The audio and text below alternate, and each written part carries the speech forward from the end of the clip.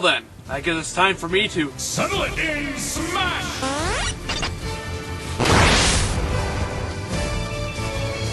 Super Smash Bros. For the Wii U is the best Smash Bros. Game, and dare I say, one of the greatest games I've ever played, period. Everything about this game is amazing. The sounds, the looks, the characters, everything.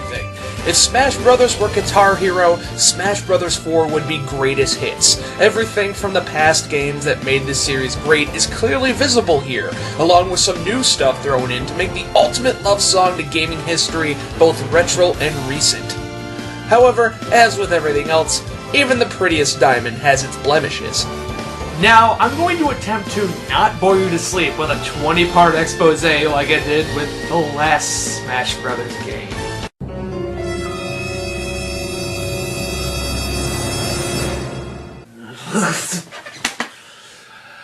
Now, for the sake of this review, I'm going to stick with the Wii U version because that's the one I have. So let's cut to the chase and explain why Smash 4 is a smash hit. The roster couldn't have made me happier. Seriously, everyone that I wanted to come in pretty much did. Except for Dr. Mario. Seriously, why the hell is he even in there? But other than that, overall I'm happy with the newcomers. Let's take a look at some of them now. I completely lost my shit when Mega Man was announced, and evidently, so did everyone else. Mega Man! Mega Man! Yeah! Yeah! Oh God, yes! Oh fuck you! Oh fuck you! Yo! Yo! Yo! Let's go! Let's fucking go! This show is over! Oh my God! They're adding Mega Man! Never before in all my years of gaming have I seen so much hype for a single character. In fact, there was so much hype for Mega Man that his inclusion alone caused many people to choose Nintendo as the winner of E3. And you know what, Mega fans? You fucking deserve it. After what seems like years of being fucked over by Capcom, it's nice to finally see Mega Man playable in top form in a game that isn't cancelled for once. Having all of his moves be master weapons was a great idea. I felt like I was 5 again when I battled the Yellow Devil on Wily's Castle. Shame I don't have a Thunder Beam or a pause glitch to help me out though. Mega Man plays very much like his NES counterpart.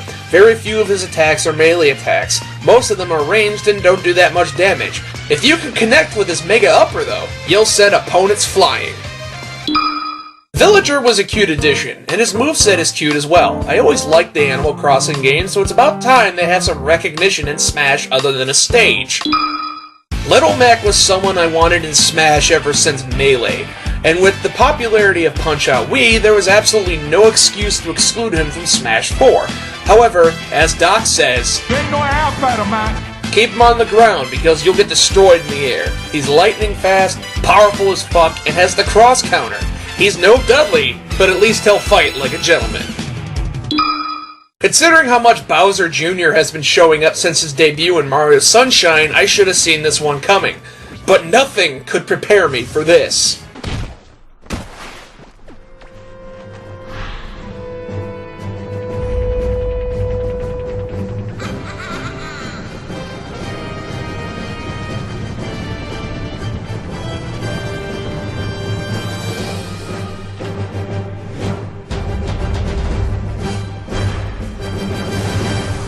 That's right, folks. Every single Koopaling is playable as alternate costumes for Junior, complete with different character models and voice work.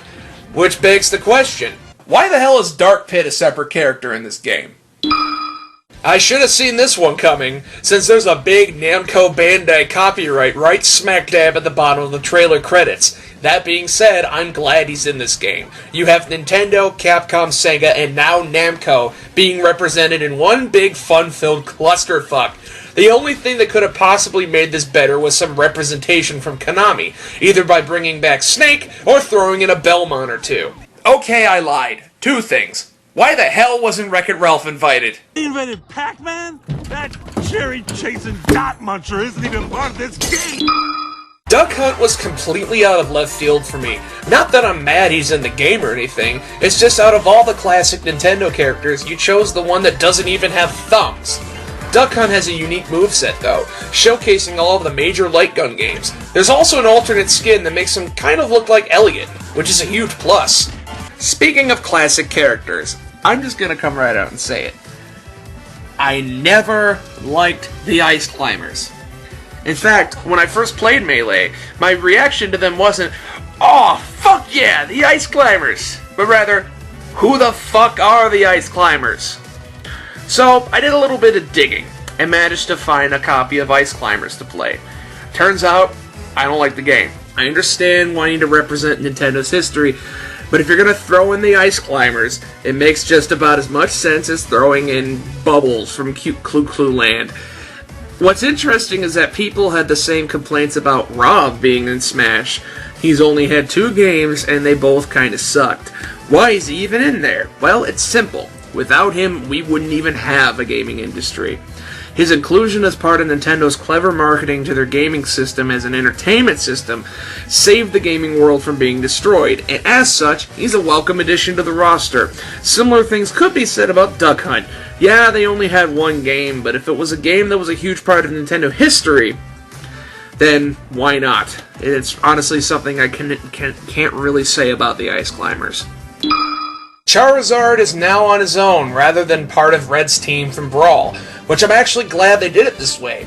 Let's be honest, other than Pikachu, who else could you have chosen to represent the history of Pokemon? I mean, hell, people went apeshit when Ash's Charizard came back for the recent anime, so that should tell you how much of an impact he has. Charizard has an interesting history of Smash. He was originally a summon, then he was part of a team, and now he's holding his own. I feel it's fitting, considering his character.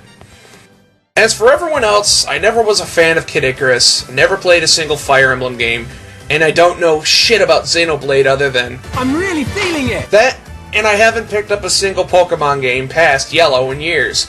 Is there anyone I'm missing?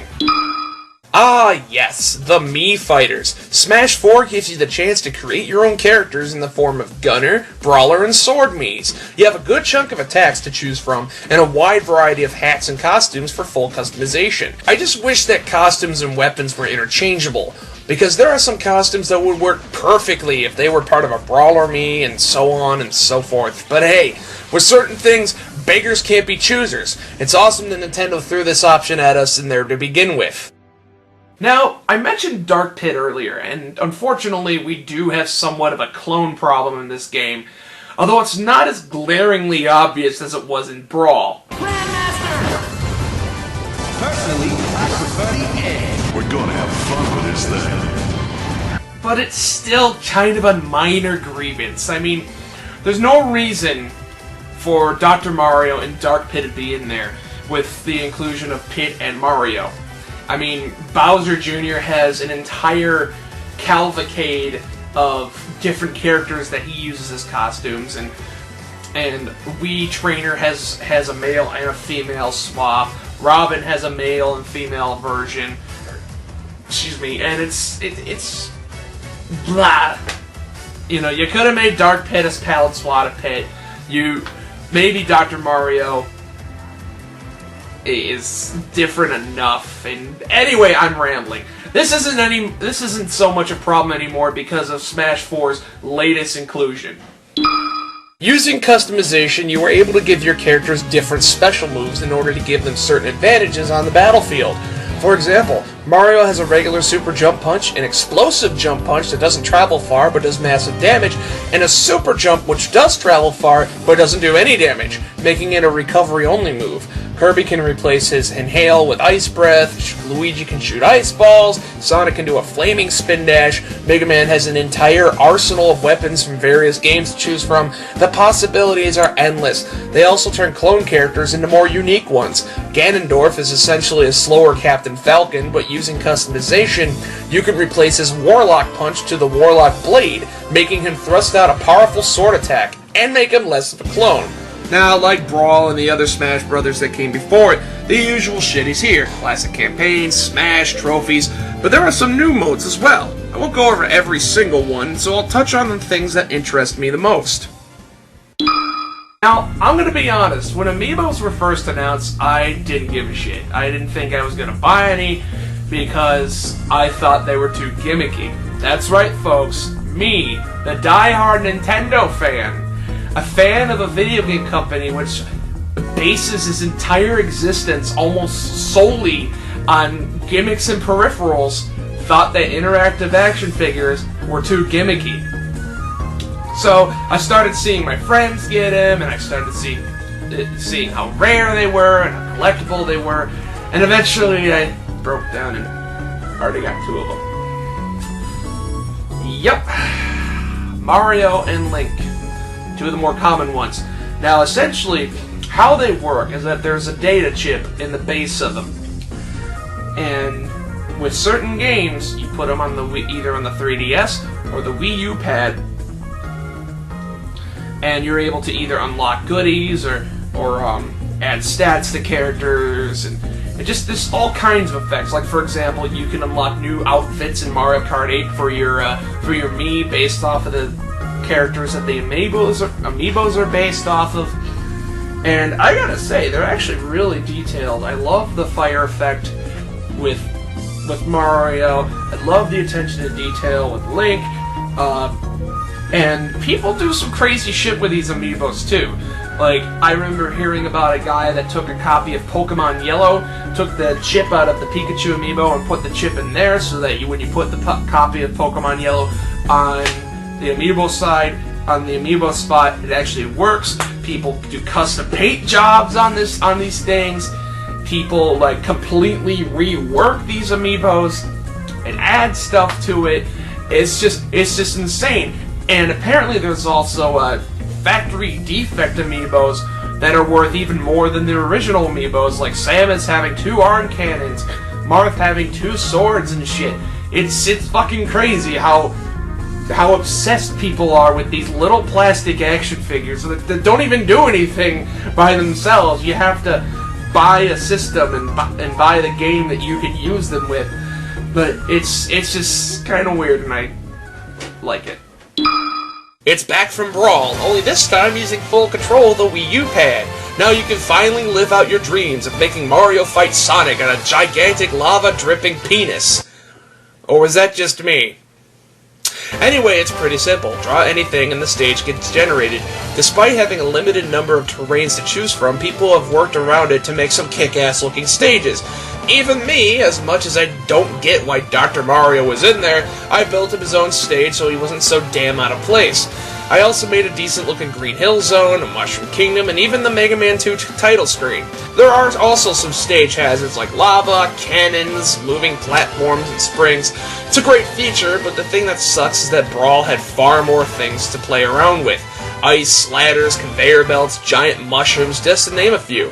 Again, I suppose beggars can't be choosers, but it would be so awesome to have those features back again. Oh well, maybe in future DLC. Imagine Mario Party, but without the fun. I just described Smash Tour. Okay, maybe that's being a little harsh, but I never cared about this mode. It's great for farming for cash, trophies, and custom items, but that's about it. It gets boring as hell after about the 3rd time playing through. It is funner with friends, but at the end of the day, you're better off just playing Smash. What's good about having 2 versions of Smash 4 is that there are some different stages in each one, and all of them are pretty good. As usual, some old stages return from Melee, Brawl, and there's even a few from Smash 64, but there are some really cool new ones in Smash 4. There's a big emphasis on retro here, with the 3DS version having Balloon Fight, SNES Mute City, and Game Boy Dreamland, while the Wii U version has Pac-Land, Pilot Wings, Wrecking Crew, Stage 3 from Donkey Kong, and Duck Hunt. Another big change from the 3DS to the Wii U version are stages specifically made for 8 players, like the Kirby Superstar level Great Cave Offensive.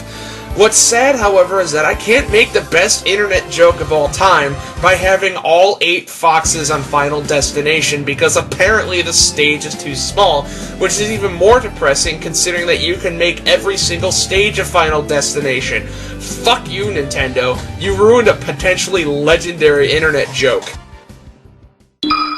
Overall, this is the best Smash game to be released yet, and quite possibly one of the greatest games of all time, or at least for this generation. It's a perfect combination of introducing the gaming icons of new, and paying tribute to gaming icons of years past. If you love gaming as much as I do, you must get this game. The roster is great, the music is incredible, the game is good to look at, the content is vast, and it's just an overall fun experience that gamers both experienced and otherwise can pick up and enjoy. I can't possibly recommend this game enough. So, don't forget to pick this game up, and a couple of friends, and waste an entire afternoon beating the absolute shit out of each other. Until next time, folks, this has been BigAl, over and out, and I'll see you at Shudokan.